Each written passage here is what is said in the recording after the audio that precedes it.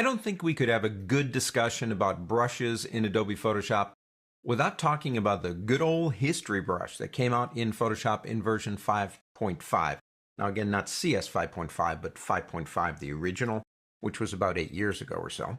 The history brush did something for us. It gave us multiple undos. And if you go up to the word Photoshop on the pull-down menu on a Mac, or Edit if you're at Windows, and go to Preferences, we do know if you go into Performance Preferences that you have the ability to change your history states up to 1000 if you want to do that. I set mine to about 50 and I'm more than happy with that. The history brush itself works in keys off of steps. If we click here, that's where it is. If you don't see history, you can go up to the word window and go down to history right there. It tells me the first thing I did was open the image. I think most of you know this. If I come over and pick up something like a paintbrush tool and begin doing something, each one of those is considered a separate step. And if I wish I had not done that, I can go backward in time. We do want to remember, though, that history is not saved with the document, so you want to be careful if you close an image with things you don't like. Then, in practical terms, when you reopen the image, it would be too late to use history. But I'm not concentrating on that. We've talked about this. I'm talking about this up here called a snapshot. When you open up the document for the first time, the computer takes a photograph, a snapshot of the image, the way it existed when it was first opened, right now. You can be working on this image for an hour or two, and then decide you wish you had not done something, and you can click this button anytime you want, and the image will be returned to the way it looked, the way it was first opened. A lot of people know that. A lot of people also know this. If I go up to, say, for example, image adjustments and go down to something like desaturate. A lot of people know if you've used the program that I can pick it up, and here it is, the history brush, and come back over into the image and begin painting. And what it does is it restores the image based on the original snapshot. And again, that's probably pretty common knowledge, but that's pretty cool to know, because I could desaturate the image and then say, for example, colorize just the bird by using very careful strokes. But anytime I want to go back to the original, I can click right here, and there you go. We can take our own snapshots, and to me, that's where the power of the brush comes in. For example, let's do this. Let's go back to image, and let's go down to adjustments and go into desaturate. Take a photograph now. This little camera icon right here. Smile! You've got your own snapshot. Let's go ahead and name that grayscale. Why not? Let's do another one. But this time, before we go in and do something else, let's go back and return the image back to full color. And let's see what trouble we can get into if we go into, say, filter. And let's go into blur. And let's do just a plain old Gaussian blur to the image. Now let's see what we can get into here.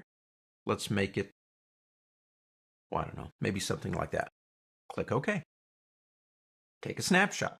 Smile. We'll call this one blur, because that's what it is. As you can see, we can do this all day long. Let's do one more. But this time, before we start, let's go ahead and go back up to the original and go into, say, Filter Gallery.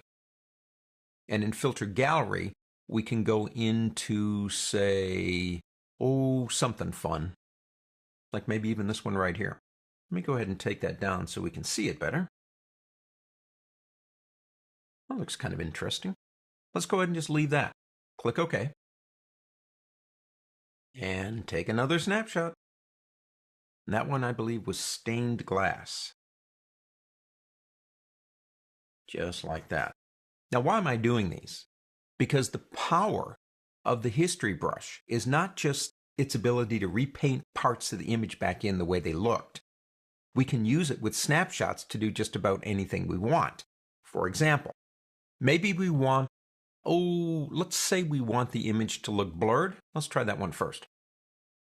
And what I want to do is I want the bird in focus. Well, we already know that this is what it's going to paint, but why is it painting from that snapshot? It's because this icon that you see right here is located next to the word bird. Now, I would suggest creating a new layer. You don't have to do this, but it's, makes sense. So in a new layer, we're going to paint back the original bird.